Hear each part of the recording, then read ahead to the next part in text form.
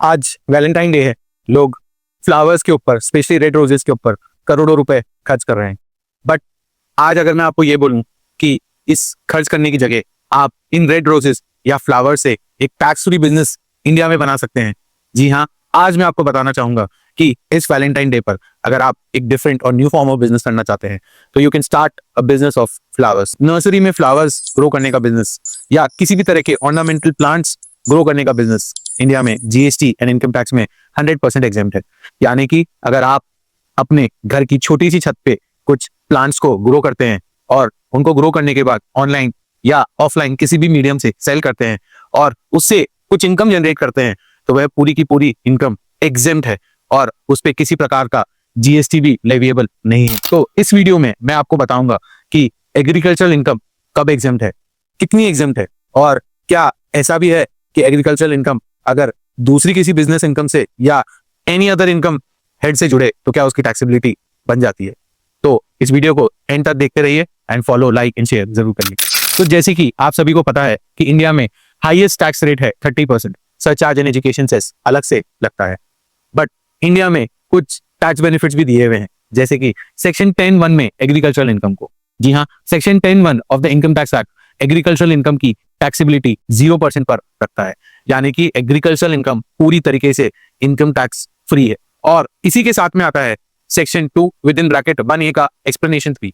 वह कहता है कि अगर कोई सीड्स और सैपलिंग्स आप नर्सरी में भी ग्रो कर रहे हैं तो वह भी एग्रीकल्चरल इनकम में ही क्लासिफाई होता है। यानी कि अगर आप अपने घर की छत पर या अपने छोटे से फैमिली गार्डन में कुछ सीड्स या सैपलिंग्स को ग्रो करते हैं तो वह भी एग्रीकल्चरल इनकम की डेफिनेशन में क्लासिफाई हो जाएंगे। तो इसका क्या मतलब हुआ? इसका मतलब ये हुआ कि या तो आप छोटे बैग्स में उगाओ, कोई क्यारी बना के उगाओ, कोई ग्रीन हाउस में उगाओ, या आपकी छत पर कुछ पॉट्स रखकर भी उगाओ, जो भी आप यह सीड्स और सैपलिंग्स को ग्रो कर रहे हो वो पूरी की पूरी एग्जेम्प्टेड इनकम है और एग्रीकल्चरल इनकम की डेफिनेशन में क्लासिफाई होती है।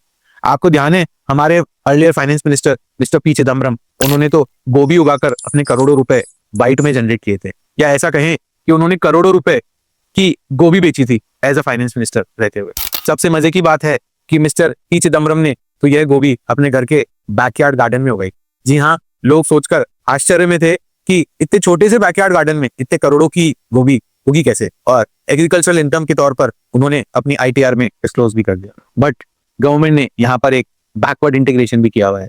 यानी कि अगर आप किसान हैं, सिर्फ किसानी से आपकी आय है, या ऐसा कहें कि आप किसान हैं और सिर्फ एग्रीकल्चरल इनकम ही अर्न करते हैं, तो आपकी सारी इनकम 100% टैक्स फ्री है।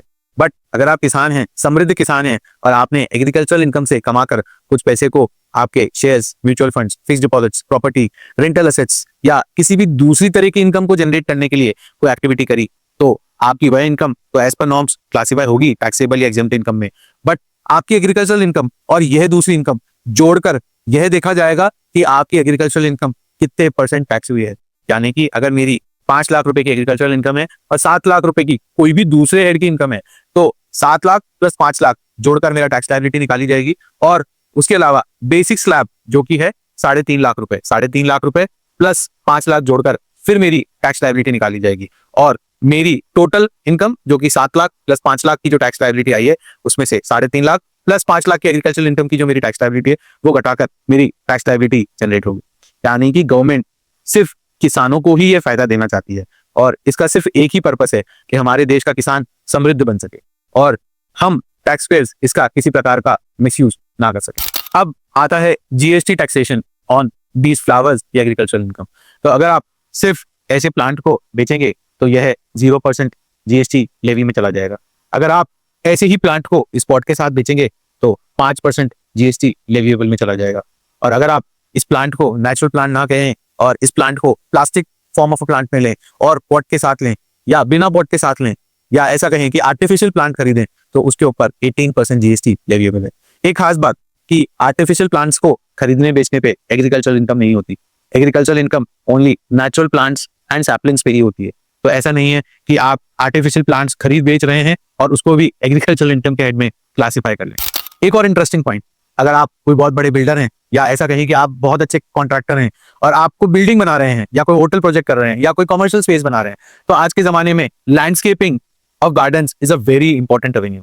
आपकी लैंडस्केपिंग देखकर ही आपका प्रोजेक्ट की मार्केटेबिलिटी बढ़ जाती है, चाहे सरकारी प्रोजेक्ट हो प्राइवेट प्रोजेक्ट हो या कोई इंटरनेशनल प्रोजेक्ट हो, landscaping is a very essential part of the entire project.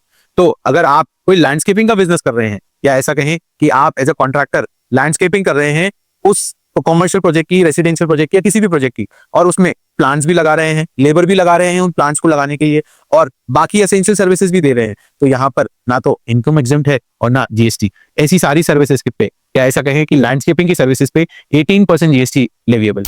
तो इस वैलेंटाइन डे अपने लव्ड वन को फ्लावर देने की जगह ऐसा कुछ सोचो कि उसे एक फ्लावर का बिजनेस खड़ा करके दें, क्योंकि इस बिजनेस पर इनकम टैक्स तो 0% है, जीएसटी कुछ जगह 0% है, और लव फॉरएवर 100% है। तो कमेंट करिए, I am going to start my own nursery, and please follow, like and subscribe for more such videos.